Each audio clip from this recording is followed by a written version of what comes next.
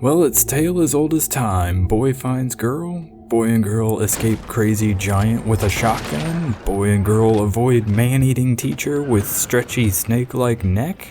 Boy gets sucked into TV.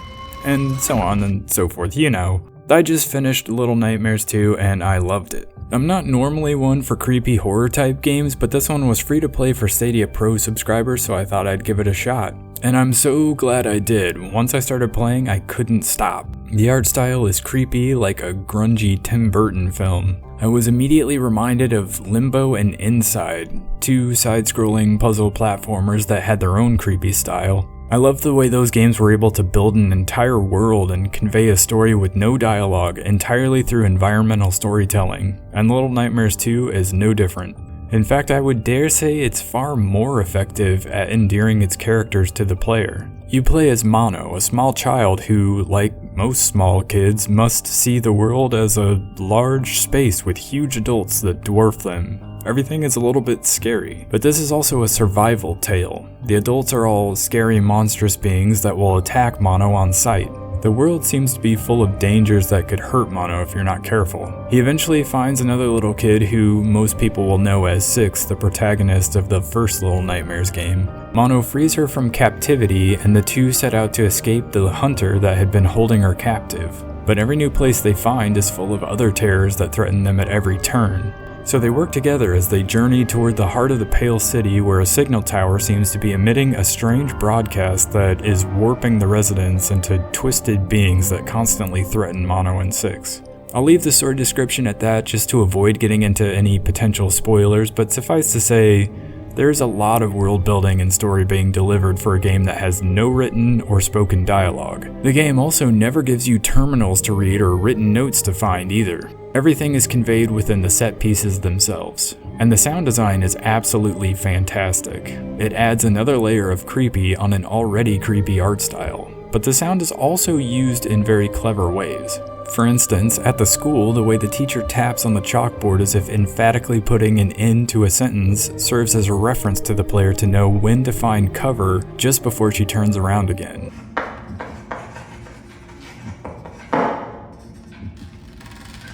There's even a sequence that involves following the sound of music to know which order to enter certain doorways that had me utterly confused until I put on a pair of headphones and heard the directional sound guiding me. There are also collectibles. In the early going, I found a hat, a little Davy Crockett style cap, and the game told me I could equip it and other hats in the menu as I found them. And then I went, oh, this is going to be one of those things where I try to interact with every possible thing, checking every nook and cranny for collectibles and goofy hats. And then of course a big scary looking man with a shotgun started chasing me and I ran away. And that was that. I didn't find another hat or collectible or anything the entire rest of the way through. Because the game was so creepy, I was often way too concerned with where the big bad monster person was to even consider trying to find the silly hats hidden away in each area. But they're there if you want them. Thankfully, when you do die, the game is good about getting you back into the action quickly.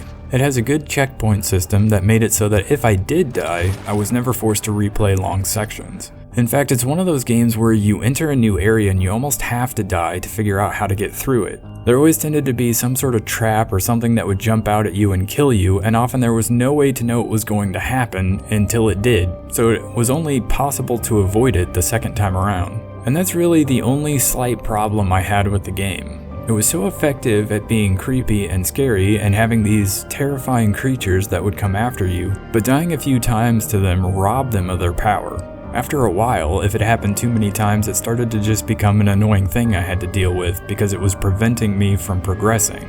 It just sort of halted the pacing a bit.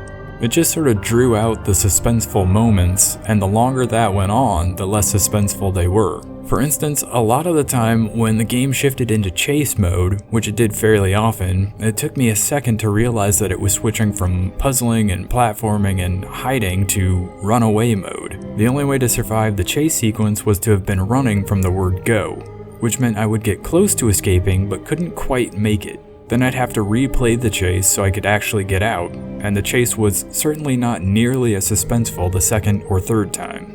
And if that became frustrating once, it would be frustrating again multiple times after that because each chapter of the game or each new area you enter follows a similar outline. It begins with some platforming and puzzles, then you sneak around the main antagonist of the section as the game introduces them.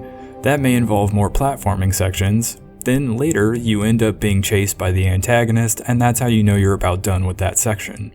And yet, every time the section turned into another chase scene, it still had my heart pumping every time it happened. So regardless of the fact that the game starts settling into a familiar formula, everything else it's doing is so effective that it works. Even the little frustrations like having to replay moments multiple times, or even the way it can be difficult to judge where you're jumping in a 2D, 3D world, it never seemed to keep me from moving forward. The game is roughly 4 to 6 hours depending on how long it takes you to figure out the puzzles and how many times it takes you to escape the monsters, and it's a trip well worth taking. Recently, the developer of the Little Nightmares games confirmed it was done making games in the series and plans to focus on creating a new IP. That's a bit of a bittersweet announcement. IGN said in an article that the decision likely comes down to the fact that the publisher, Bandai Namco, owns the Little Nightmares IP.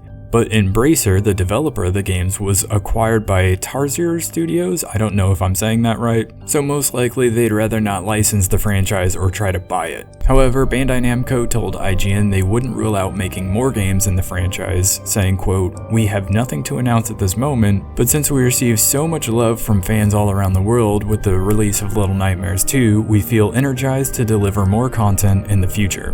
I don't know how I feel about giving a developer's creative vision to someone else to do what they please with, but I am excited to see what the talent at Embracer comes up with next. But that's gonna do it for this one. Let me know what you thought of Little Nightmares 2. Give this video a like if you enjoyed it, and hit the subscribe button. And I'll catch you on the next one.